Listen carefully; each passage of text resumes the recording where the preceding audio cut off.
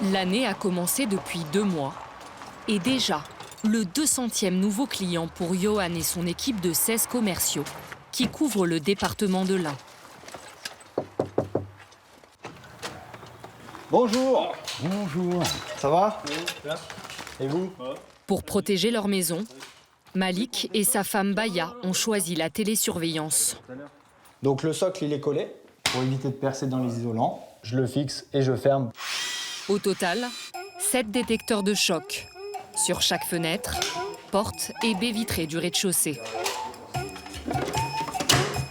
3 détecteurs de mouvement dans l'entrée, le salon et le garage. Ça, c'est ce qui permet de savoir auprès de la télésurveillance, d'abord de détecter du coup le choc et la vibration, et ensuite de savoir qu'il y a eu ouverture. On déclenche la sirène, 110 décibels, d'accord. Si les cambrioleurs parviennent à ouvrir et poursuivre leur action, ils vont être détectés par le détecteur de mouvement. À partir du moment où ça détecte un mouvement, ça prend une rafale, d'accord, de 3 photos. Elles vont être transmises directement au centre de télésurveillance. En cas d'intrusion, une alarme réduit les vols de 56% selon une étude de 2016. Quand elle se déclenche, un opérateur vérifie qui est dans la maison par l'intermédiaire de ce boîtier fixé dans l'entrée. Vous n'êtes pas obligé de le coller. Attends, je vais juste prendre le mot de passe, s'il vous plaît. Alors le mot de passe, c'est gâteau. Merci pour le mot de passe, c'est correct. Pour compléter ce dispositif dissuasif, ce fumigène, Alors, le brouillard du coup, on le place là.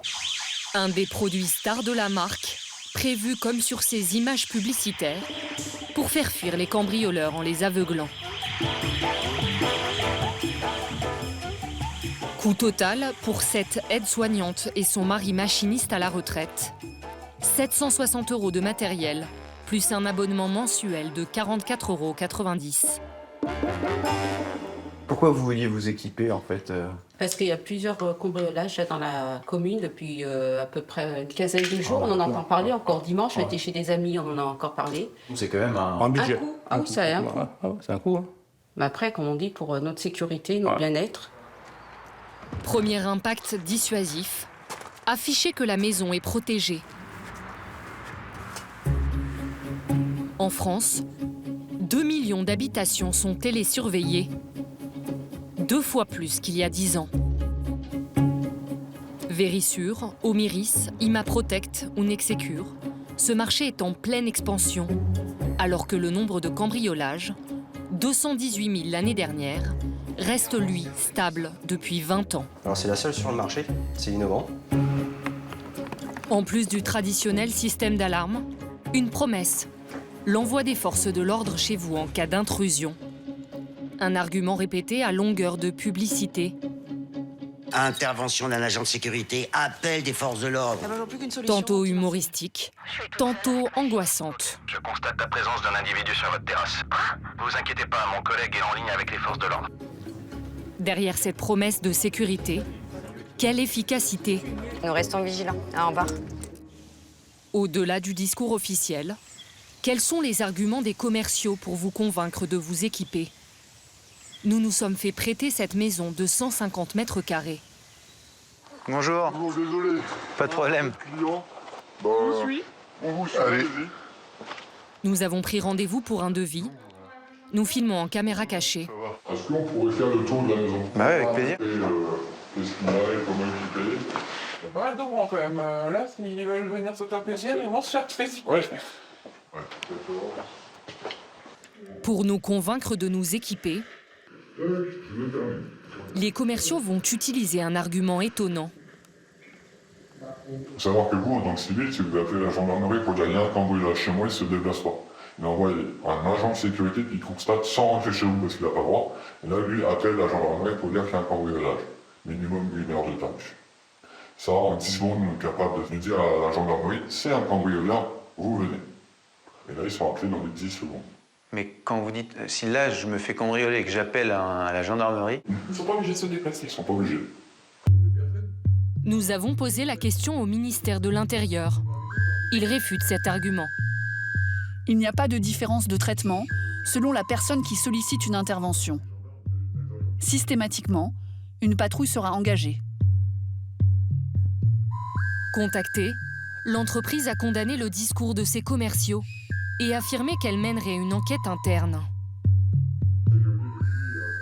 Après 1 heure de rendez-vous, vient l'annonce du prix. C'est écrit noir sur blanc là. Ok. C'est le prix catalogue, d'accord? 1976,70 € TTC. Et un abonnement mensuel à 68,90 €. C'est un peu cher. D'accord? Dès notre première hésitation, le prix catalogue va baisser. Donc autant que moi, je peux retirer tout de suite, sans discuter, 700 €. Ah oui. Sous condition. Oui. Une réponse favorable à l'issue du rendez-vous là. Pas un peut-être. Si je me décide là maintenant, Voilà. direct j'ai 700 € en moins. Voilà. Même plus 1000 €. T'as vu J'ai un peu les calculs. Ok, bah c'est bien d'être avec une chef.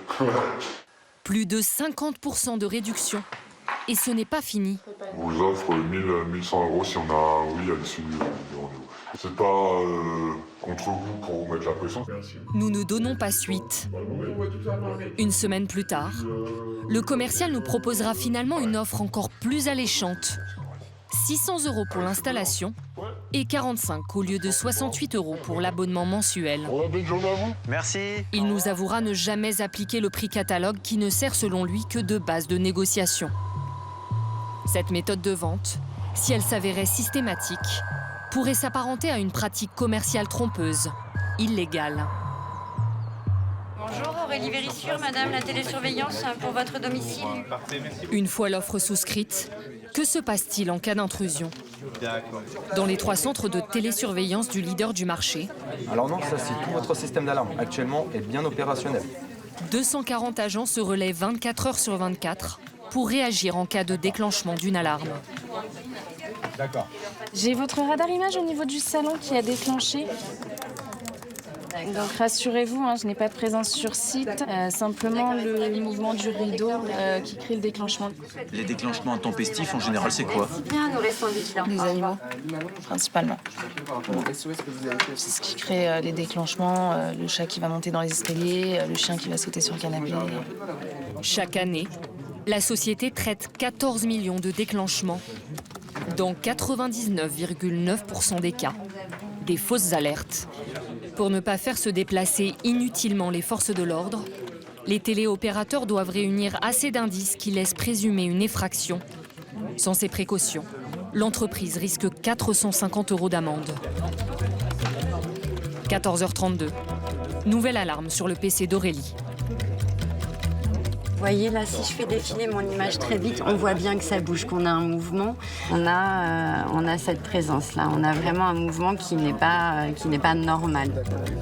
À l'interphone, l'individu ne répond pas. Mais comme la photo est trop floue, Aurélie ne peut pas appeler les forces de l'ordre. Elle doit d'abord contacter le propriétaire. Appel police, du coup. Ça marche. 14h35. Aurélie a le feu vert pour appeler les autorités. Le propriétaire vient de confirmer que personne n'était censé être dans son restaurant. C'est quel nom? Chambéry. C'est le chiffre 73. Aurélie doit appeler le numéro d'urgence de la zone concernée. Je suis prête.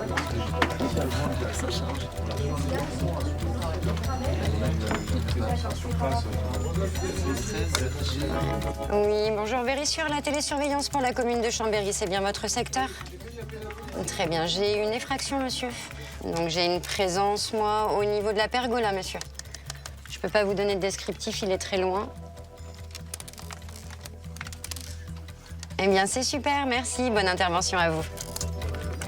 14h40, la police est alertée.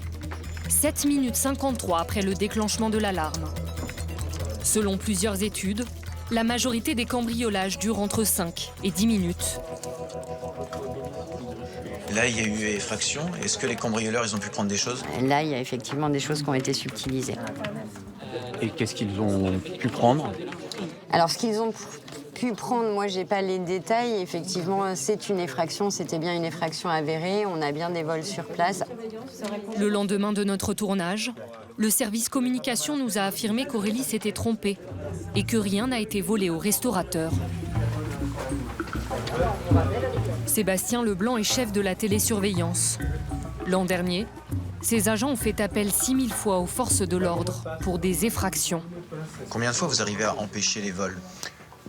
C'est assez difficile à dire, dans la mesure où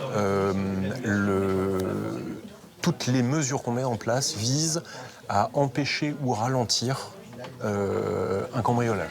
Si vous n'arrivez pas à mesurer le nombre de fois où le vol a été empêché, comment vous arrivez à mesurer l'efficacité de votre système? L'efficacité du système, elle va se mesurer sur le nombre de fois où nous allons... Attendez, je vais reprendre cette question-là. Je vous la reposer. C'est une bonne question. J'essaye de trouver la bonne... Après concertation avec le service communication, toujours pas de chiffres. L'idée, c'est plus vous allez être rapide sur la prévention des forces de l'ordre, plus ils vont se déplacer rapidement. Si jamais vous appelez avec des informations précises sur un lieu, un cambriolage en train de se commettre et une effraction en cours, bah, potentiellement vous allez accélérer cette réaction parce que vous allez donner des informations précises et de qualité aux intervenants. Nous avons sollicité les 3 autres leaders du secteur. Seul Omiris nous a donné des chiffres précis. L'an dernier, ce télésurveilleur a contacté près de 12 500 fois les forces de l'ordre, ce qui a donné lieu à près de 200 flagrants délits, 1,6% des cas. Pour tenter de sécuriser leurs clients, certains télésurveilleurs ont aussi recours à des sociétés de sécurité privée. Quand une alarme sonne, ils peuvent envoyer sur place des agents, comme Hugo. Donc là, on a une inter. Il est appelé pour une alerte intrusion dans des bureaux. Vous n'avez pas de gyrophare comme ça? Non, on n'a pas de gyrophare. Des fois, ça serait pratique. Vous savez le temps en moyenne pour arriver sur une intervention? Oui, normalement, c'est 30 minutes. On va faire une ronde extérieure sur 3 faces. C'est fermé? Ouais, tout est bien fermé, verrouillé. Tout semble normal. Hugo n'a pas le droit d'entrer dans le bâtiment. Son enquête s'arrête là. Bah, je sais pas pourquoi ça a déclenché. Ça arrive, je vais appeler le PC. Et si les gars ont sauté la barrière, du coup? Ah bah écoute... En 18 ans de carrière, Hugo a majoritairement traité de fausses alertes. Vous êtes déjà retrouvé face à des cambrioleurs? Non, jamais. Jamais, ouais. Et une fois arrivé sur place, quand il y a effraction, de toute façon, dès que ça sonne, bah, ça court. Et puis voilà, hein, quand on arrive sur place, il n'y a plus personne. Hein, Certains clients, victimes de cambriolage, remettent en cause l'efficacité de leur système de télésurveillance. Pierre-Ange et Jihan ont équipé leur maison il y a 6 ans. Le 6 août dernier, alors qu'ils sont dans un village voisin à 10 minutes de chez eux, l'alarme se déclenche. Donc voilà les photos que je reçois sur mon application. On voit bien 2 individus qui fouillent, un le placard à l'entrée, l'autre qui est devant la commode où on a la vaisselle. Les photos ne sont pas de bonne qualité, donc on ne peut pas distinguer le visage ni aucun détail. Pierre-Ange retourne à toute vitesse chez lui. Il arrive 25 minutes après le déclenchement de l'alarme, avant les gendarmes. La porte de sa chambre est fracturée. De la fumée blanche s'en échappe, celle du fumigène anti-cambriolage. Les voleurs, eux, ont déjà pris la fuite. Donc voilà, ici c'est la première pièce qu'on a découverte, c'est notre chambre. Tous les placards, les tiroirs ici étaient ouverts, tout par terre, tout renversé. La boîte à bijoux toute vidée et par terre. Ouais, tout était retourné. En faisant le tour de la maison, le couple se rend compte que les cambrioleurs ont eu le temps de fouiller chaque pièce. Une quinzaine d'objets, des sacs et des bijoux, auraient été dérobés. Grâce à l'historique de leur système, ils constatent que le télésurveilleur a mis 7 minutes pour appeler la police et une de plus pour déclencher le fumigène. Presque 8 minutes après l'intrusion. Alors qu'on les voit chez nous, y a un système d'interphone où on les entend retourner à la maison. Je me dis, mais c'est pas ce que vous nous avez vendu. Si vous nous avez vendu, que vous le déclenchez 10 minutes après, je vois pas l'utilité. Nous, quand on nous démarche et qu'on nous vend tout ça, on nous garantit qu'au bout de tant de temps, il y a une intervention, au bout de tant de temps, il y a le déclenchement. Mais quand ça se passe réellement, ben non, c'est pas comme ça au final. Contactée, l'entreprise affirme que toutes ses procédures ont été respectées et qu'elle a honoré tous ses engagements. Le couple veut résilier son abonnement. Il a acheté un chien, des caméras et muré une de ses 2 entrées.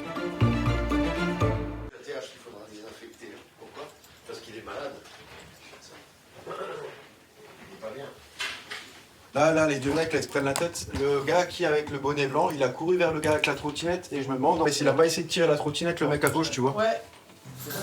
Dans ce centre de supervision urbain, à Mulhouse, cet opérateur vient de remarquer une altercation entre 2 hommes. Alors, est-ce que c'est à lui Il soupçonne une tentative de vol. Une patrouille est envoyée sur place. Reçu en avenue de Colmar, on est à proximité, on va aller prendre contact. Donc pour 8h04, on arrive sur place. Les policiers municipaux sont sur les lieux, en moins de 2 minutes. C'est passé avec... On a essayé de me voler là, à l'instant là. Et c'était le gars qui était là avec vous? Ouais. Ok. Il est parti. Et là-bas. Vous voulez déposer plainte pour le vol? Non. Tentative de vol, vous déposez pas plainte? Non. Parce qu'on a le monsieur, hein. Ok. Ouais, donc en visu, là... Il arrive en face, là. Avec des centaines de caméras dans toute la ville, difficile d'échapper à l'œil des policiers. Ouais, c'est reçu. Donc l'individu arrive Pasteur. Il a remonté rue de Metz. Il va arriver Moselle. Ouais, c'est reçu. Bon, apparemment, il est pressé. Il marche très vite. Hein. Vas-y, il a pris 2 lignes, donc... Normalement, il devrait tomber ici. Ah, c'est lui, là. Contact. Confirmez, bonnet gris. C'est lui. Monsieur, bonjour. Vous allez bien? Ok, vous venez là, on va juste procéder à un contrôle, monsieur. Ouais. Qu'est-ce qui s'est passé juste avant, là? Mettez-vous là, s'il vous plaît. Ouais. Qu'est-ce qui s'est passé juste avant, monsieur? Ouais. Quoi, qu'est-ce qui s'est passé? Vous avez coupé un cadenas? Non, j'ai... Sortez les mains des poches. Ouais, vous avez coupé avec quoi, le cadenas, monsieur? Montrez-moi. Ouais. Vous avez un outil dangereux sur vous, là? Quoi? Non, un outil? Ouais. Ouais, j'ai un outil, mais... C'est quoi? Montrez-moi. C'est quoi? C'est une pince? Attends, je ouvre. Ouais, il y a une pince, là. Ouais, j'ai un style de pince, monsieur. On va juste écarter la pince, monsieur. Ouais, ça marche? Ouais. En fait, l'homme n'a pas eu le temps de couper le cadenas.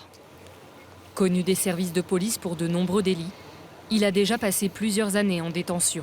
Vous avez de la chance, il n'y a pas de plainte aujourd'hui contre vous. Il n'y a pas de dépôt de plainte, c'est pour ça que vous repartez libre. Par contre, maintenant, la vidéo, vous voyez la vidéo là? Ils vous ont bien à l'œil, donc on va falloir se tenir à carreau.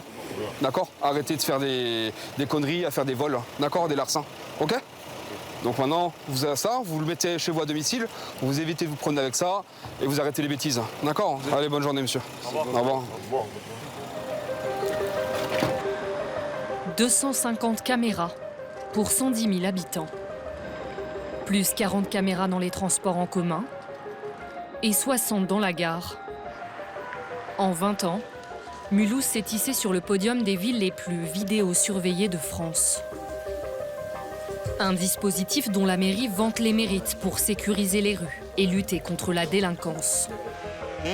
Mais qui a aussi ses limites. Bonjour, tout va bien? C'est calme? Pour le moment, c'est calme, oui. Parfait. 24 heures sur 24, les agents de la police municipale scrutent ici une quinzaine d'écrans. Un œil sur presque chaque rue, chaque passant. Il n'est pas agressif, mais il a un comportement bizarre. Il interpelle les gens. Ivresse sur la voie publique, incivilité ou comportement suspect. Oui, c'est reçu. Aidé de ses collègues, Laurence vient de repérer 2 jeunes à un arrêt de tram du centre-ville.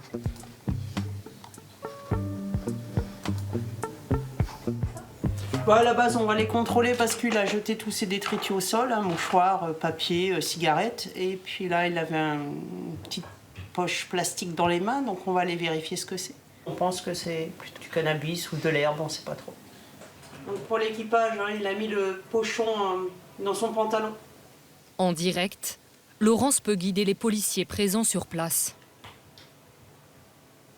Laurent, c'est quel individu qui a planqué le pochon dans sa chaussure? Dans la chaussette droite, c'est celui avec le bonnet. Dans le pantalon, c'est celui tout en noir. C'est aussi. Les agents finissent par trouver un sachet de cannabis sous le banc. Reste à prouver qu'il appartient aux 2 suspects. Essayez de faire une lecture juste avant qu'on arrive, pour voir si vous ne voyez pas l'un des 2 individus en fait jeter le cochon sur le banc où ils sont assis là. Parce qu'on a trouvé le cochon juste en dessous du banc. Donc voir à quel moment s'il a fait un tour de passe-passe peut-être. On va voir avec la vidéo. Dans le centre, Laurence ne peut techniquement remonter la vidéo que d'1 heure. Mais les images sont stockées pendant environ 1 mois. Elles peuvent servir de preuve aux policiers et aux magistrats. En fait, ils en ont chacun un. Et c'est celui en vert qu'ils le mettent derrière le banc. Là, c'est flagrant. Vous voyez le produit, là? Voilà. Pas là tout de suite. Là, je dirais qu'il l'a toujours dans sa poche. Il le dissimule derrière lui. Et là, il n'a plus rien. Vous voyez? Il se frotte la main comme ça. Donc là, il a jeté par terre? Voilà, il l'a dissimulé par terre. Donc lui, il va remettre sa main derrière, il va le glisser derrière le banc. Donc c'est certainement lui qui le met derrière le banc. Ouais. Mais lui, il l'a toujours dans le calbut. Hein. Grâce à cette image, les policiers placent les 2 mineurs en garde à vue. Ils écoperont d'une amende forfaitaire de 200 € chacun.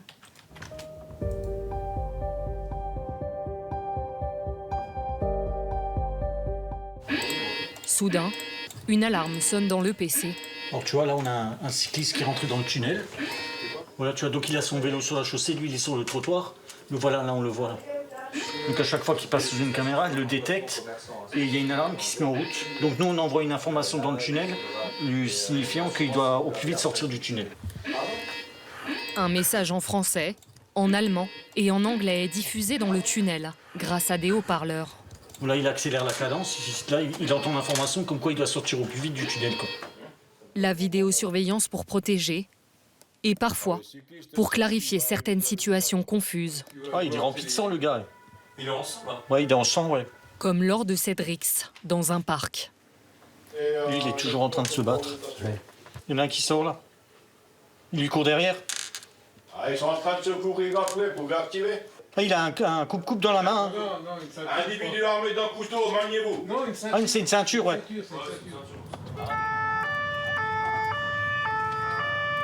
Attention, 2e individu dans votre dos. Sur place, la situation est chaotique. Les collègues. À première vue, la victime est l'homme assis, au t-shirt blanc couvert de sang. Mais son agresseur présumé revendique être la vraie victime. Il avait le sang. Il m'a donné un coup de poing, je ne le connais même pas. Avec tout le sang sur lui. Ouais. Il avait d'abord le sang sur lui. Ouais. Il a commencé à me tabasser là. Ok, vous êtes défendu?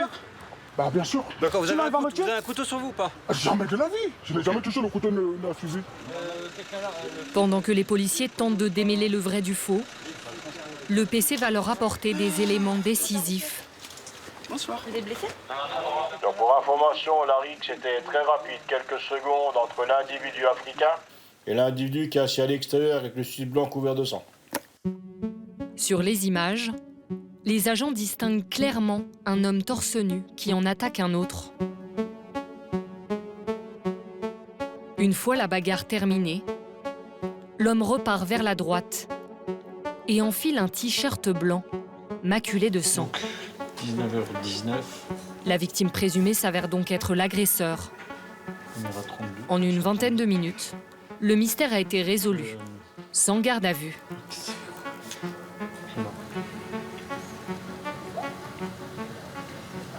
Vous déposez plainte, oui ou non? Monsieur, non. Non. Les 2 protagonistes repartent chacun de leur côté.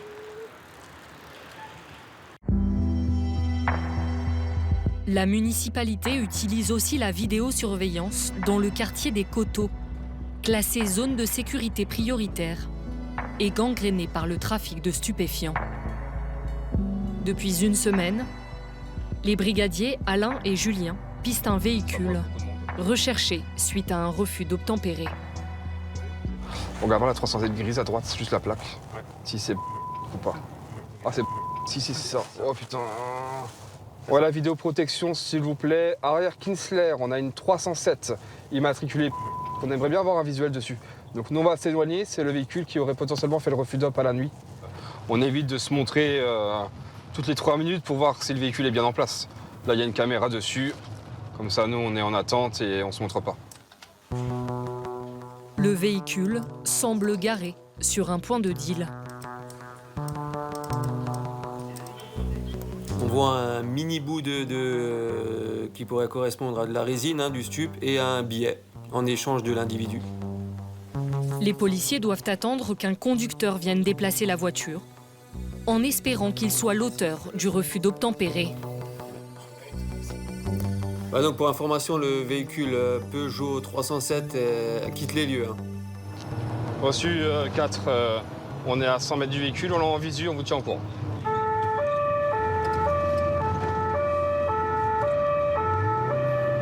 Donc on est au contrôle du véhicule, pour l'instant il obtempère. Coupez le contact pour des mesures de sécurité, monsieur, merci. Votre permis de conduire, carte grise, il n'est pas assuré? Non, je crois que j'ai un mois pour faire l'assurance en moment. Non, l'assurance. C'est tout de suite, c'est pas un mois. Un mois, c'est pour la carte grise, monsieur. Que le conducteur soit ou non l'auteur du refus d'obtempérer, il a en tout cas déjà commis plusieurs infractions. On a une problématique par rapport à votre port de ceinture, il est non réglementaire. Non, monsieur, vous savez, vous êtes assis dessus. Vous êtes assis dessus. Oui, monsieur, vous avez vu que moi j'ai le bracelet. Vous pensez qu'à 14h, je vais être chez moi? Oui, normalement, oui. Ou auquel cas, vous inquiétez pas, le SPIP, il sera prévenu. Ça marche. Est-ce que vous avez un peu de matière illicite sur vous, monsieur? Si vous avez un peu de matière, vous nous la remettez tout de suite, parce que si on est amené à la trouver par nous-mêmes, ce sera différent. Donc c'est un joint, quoi, c'est quoi? Et mais c'est déposé en nation là-bas. Ouais, ça marche, bon. Vous êtes consommateur régulier de produits stupéfiants? De temps en temps? Depuis que j'ai le permis, j'ai plus fait. Ah, bon, ça fait 15 jours que vous êtes clean, alors. Bon, on va vérifier, hein. Allez, d'un dépistage, et puis...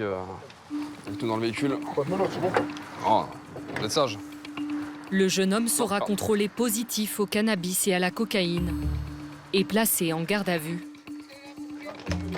Comme lui, près de 250 personnes sont interpellées à Mulhouse chaque année grâce à la vidéosurveillance.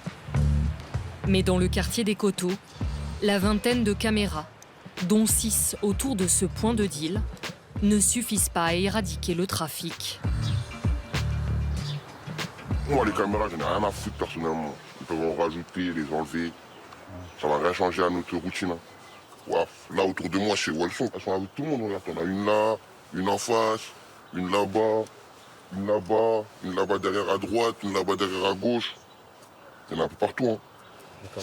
Donc pour vous, caméra ou pas caméra, ça change rien? Non, moi, je trafique pas. Tu vois, je suis un simple consommateur. Je viens, j'achète ma frappe, je la fume. Voilà, les caméras, ça va déranger ceux qui ont quelque chose à se reprocher, tu vois. Donc au pire des cas, même si la police, elle vient, elle va faire quoi? Elle va mettre une amende. Et même une amende pour un joint ici, je te mens pas, ils la mettent pas. Dans ce quartier, certains jeunes défient les caméras de la police municipale.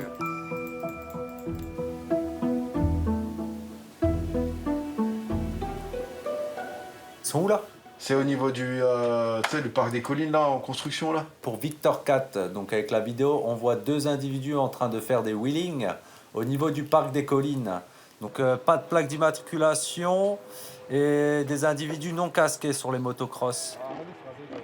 Ce samedi après-midi, ils sont une petite dizaine à narguer les policiers, visage masqué. Tous savent qu'ils ne seront pas pris en chasse. Trop dangereux. Ils sont cagoulés, on voit juste les yeux, on n'arrive pas à les identifier. Alors la vidéoprotection, on a demandé un appui juste avant. En fait, la caméra est située à intersection rue Dumas. Donc on est à peu près sur 600-700 mètres, elle est trop loin. Pas de vidéoprotection. Maigre consolation pour les policiers. Ce rodéo sauvage se déroule loin du quartier et de ses habitants, limitant les risques d'accident. Malgré nos demandes, il ne nous a été communiqué aucune statistique sur l'évolution de la délinquance à Mulhouse depuis l'instauration de la vidéosurveillance. Au niveau national, à rebours du sentiment d'insécurité, la plupart des chiffres de 2024, tous délits et crimes confondus, stagnent ou sont en baisse, avec une exception majeure, le narcotrafic qui prend en tenaille les habitants de certains quartiers. C'est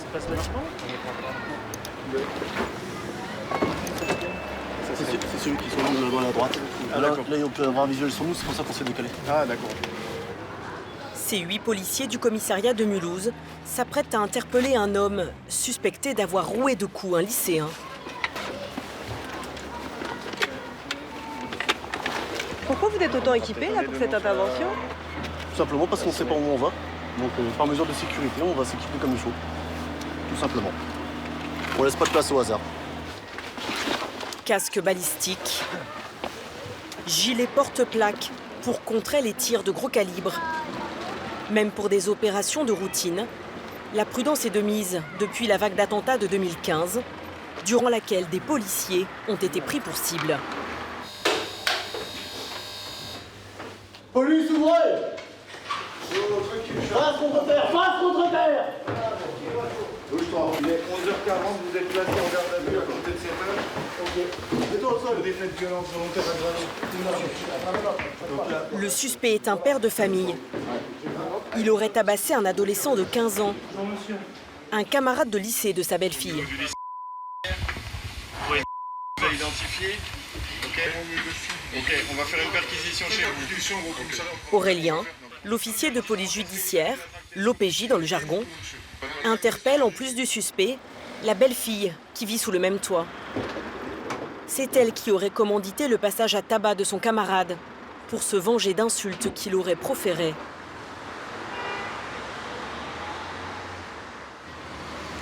Cette dispute de cour de récréation qui a mal tourné va occuper Aurélien toute la journée.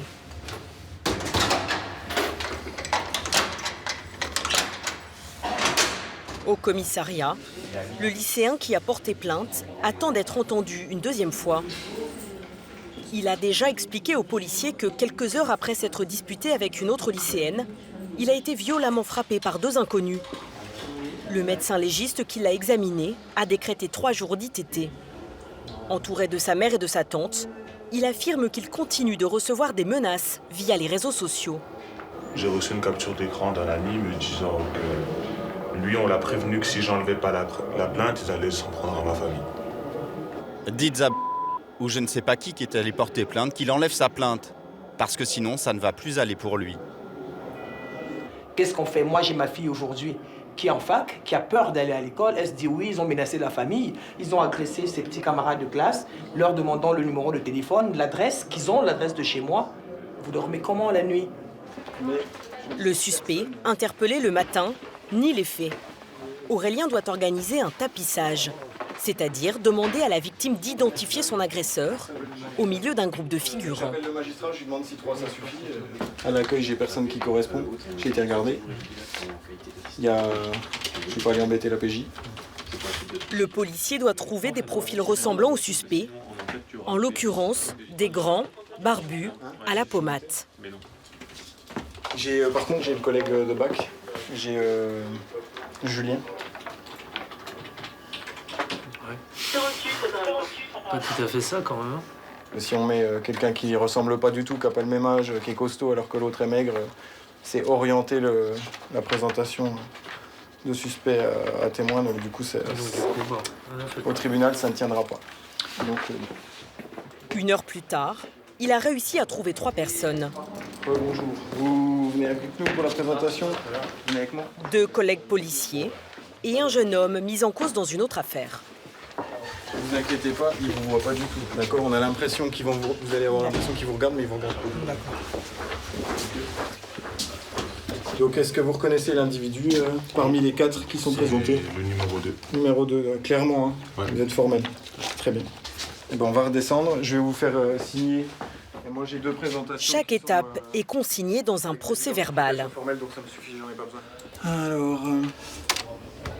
Pour cette affaire, Aurélien rédigera en tout 92 pages de procédure. Entre les tâches administratives et l'audition des témoins, il est près de 20 heures lorsqu'Aurélien descend chercher le suspect pour l'interroger. Je vous entends pas. Mais non, je ne vous ai pas oublié.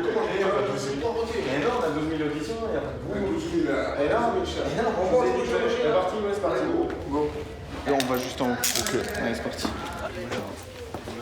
Au vu des éléments contre lui, l'homme reconnaît finalement les faits.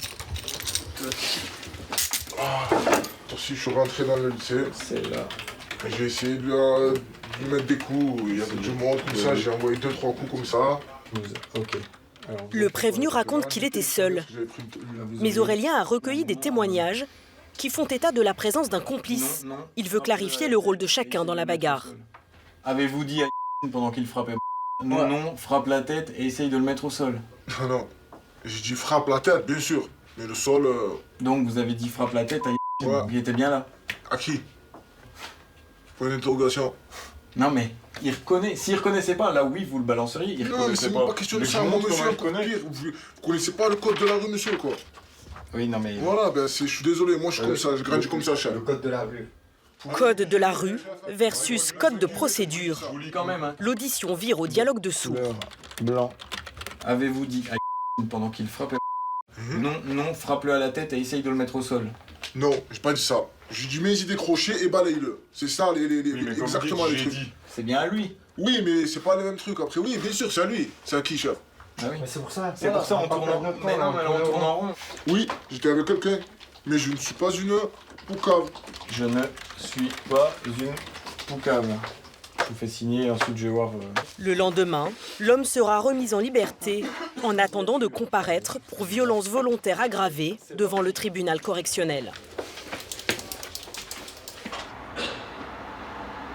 Comme les collègues de son service, Aurélien alterne 3 jours de travail et 3 jours de repos. Il est sur le pont 4 week-ends sur 5. Salaire, 2 000 € net par mois environ. Les journées sont longues, 11 heures de présence au bureau, sans compter les heures supplémentaires, fréquentes. Ce jour-là, 2 heures de plus. Dès qu'on fait un peu de supplément, ça fatigue tout de suite, on le sent. Et le problème, c'est qu'on doit rester toujours bien éveillé. Et puis, voilà, parce que il y a, comment dire, certaines personnes qui dépendent de nous au final, qui sont en garde à vue, et puis ça peut être important pour eux la suite, quoi. Donc, voilà. C'est la Rester pression alerte aussi, à donc. tout. Voilà, c'est ça. C'est ça. Mais bon, on s'y fait. On s'y fait. Donc là, j'ai fini, je vais rentrer chez moi, et puis aller manger, parce que j'ai faim. Voilà. Au revoir.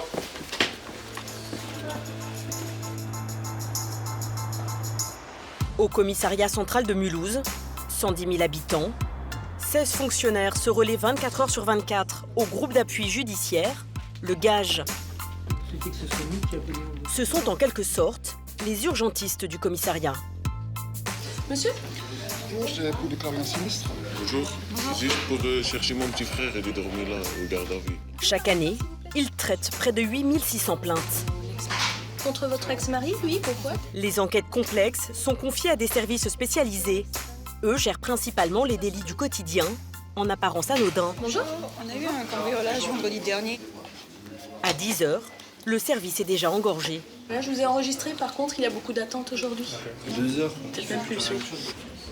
Ces affaires ne font pas forcément les gros titres, et pourtant ce ne sont pas les plus faciles à résoudre. Parmi les urgences ce matin, ce vieil homme. Sa fille l'aurait frappé à plusieurs reprises. Il n'a rien avalé depuis la veille.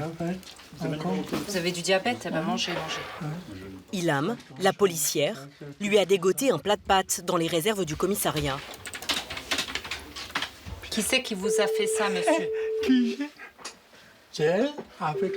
Entrée dans la police à 21 ans par le biais des emplois jeunes, cette fille d'ouvrier et d'assistante maternelle a gravi les échelons jusqu'à devenir officier de police judiciaire il y a 3 ans. Avec ça? Avec cette perche, elle vous a frappé où? Ça. Et les côtes et la tête. Et là, vous êtes blessé, là? Vous êtes blessé? Ah oui, Oui? Ah oui? Un cas de violence apparemment indéniable. Et ça date d'hier, ça? Ah oui, ouais, croyez-moi. Non, mais je vous crois, hein. Ilham prend sa plainte et envisage de placer sa fille en garde à vue. Mais 1 heure plus tard, l'une des petites filles du vieux monsieur débarque. Prenez pas, je vous en prie. Votre grand-père est là, il est sain et sauf. Elle va donner une autre version de l'ambiance à la maison. T'as pas eu ta piqûre à midi, hein? Ta piqûre d'insuline. Depuis un AVC, l'octogénaire tyranniserait toute la famille. Ilham l'éloigne pour que la jeune fille puisse se confier. Le chef, il est là-bas. Donc je vous écoute. Qu'est-ce qui se passe à la maison là, avec vos grands-parents?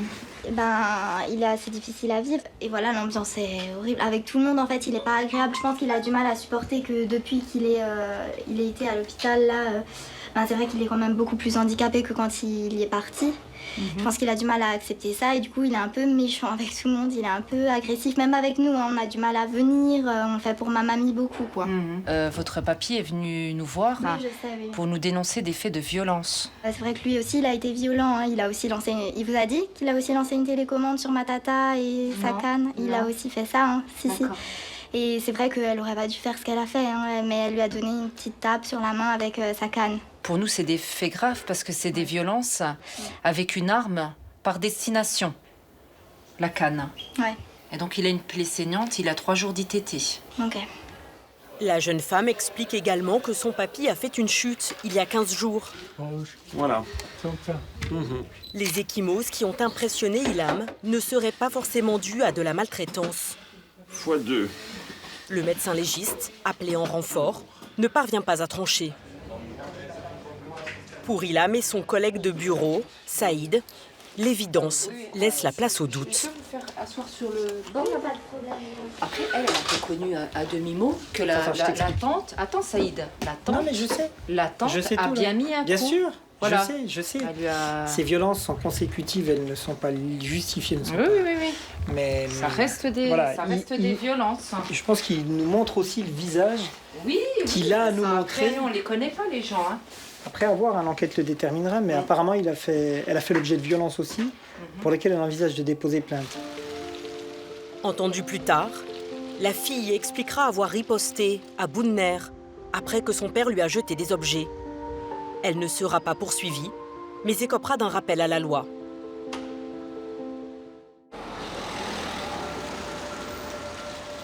À Mulhouse, le nombre de plaintes est stable depuis 5 ans. Mais les policiers sont aujourd'hui confrontés à des violences qui les visent directement. Voilà, c'est celle-ci. Dans un quartier sensible, des jeunes ont mis le feu à cette poubelle. Arrivés sur place, les policiers ont été caillassés. Il pourrait s'agir d'un guet-apens. L'un des incendiaires présumés a été interpellé. Un collégien de 4e, âgé de 13 ans. Bonjour.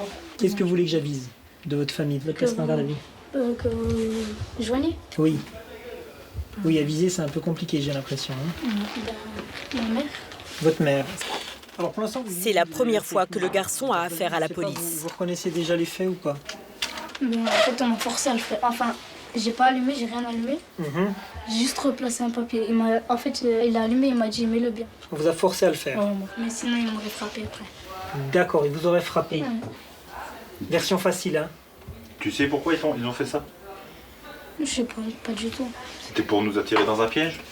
Non, même pas, je sais pas, ça les amusait. En tout cas, nous, ça nous amuse pas. Ça nous amuse pas d'aller dans des quartiers sensibles, qu'on mette le feu à des poubelles et qu'après qu'on nous attende en nous caillassant. Oh, moi, je suis pas dans l'histoire de caillasser. Je sais pas quoi je traite pas avec. Vous êtes quand même dans l'histoire d'un incendie de poubelle, c'est pas rien non plus. D'accord? Faut pas vous angéliser, vous n'êtes pas la victime ici. Hein? Non. Les faits que vous avez commis, c'est jusqu'à 7 ans d'emprisonnement, 100 000 € d'amende. Hein? Pour information. Saïd décide de garder le jeune homme au poste pour la nuit. C'est le genre d'infraction, en fait, qui a un petit peu tendance à m'agacer, surtout quand des fonctionnaires de police sont clairement visés par les attaques de ces individus. Ça arrive souvent? Ça arrive très souvent, malheureusement, dans certains quartiers sensibles de Mulhouse. Je ne sais pas si ces individus prennent ça pour un jeu, mais en tout cas, les fonctionnaires de police, c'est pas un jeu pour eux parce qu'ils mettent en péril leur vie. Vous savez, un caillou qui atterrit dans la tête d'un policier, ça fait des dégâts. La garde à vue d'un mineur se passe comme celle d'un adulte. Seule différence, une visite médicale et la présence d'un avocat lors des auditions sont obligatoires. C'est bon? Aucun objet personnel n'est autorisé en cellule. Pas de bonbons, ni de cordons. Il faut les enlever. Essayez de les enlever. Même si l'enfant semble un peu jeune pour comprendre ses précautions. Tu sais pourquoi j'enlève ça? Non. C'est pour éviter que tu fasses des bêtises. Parce qu'il y en a, ils font des grosses bêtises. C'est quoi? Ils essayent de se suicider. T'as pas envie de te suicider, toi? Non.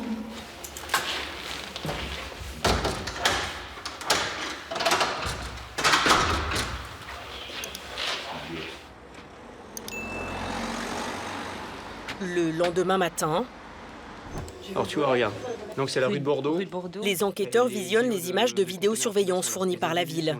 245 caméras cadrent Mulhouse. Donc l'individu il part en courant. D'accord. Voilà. Après la caméra, elle revient là-dessus.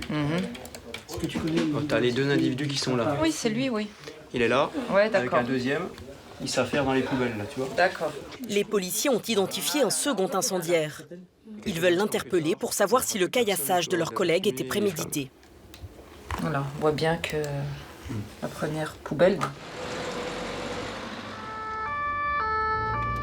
En 2016, en France, près de 700 policiers ont été blessés en service. C'est 60% de plus qu'il y a 5 ans. Donc là, vous constatez qu'on enlève les gyrophares. On essaie d'arriver relativement discrètement.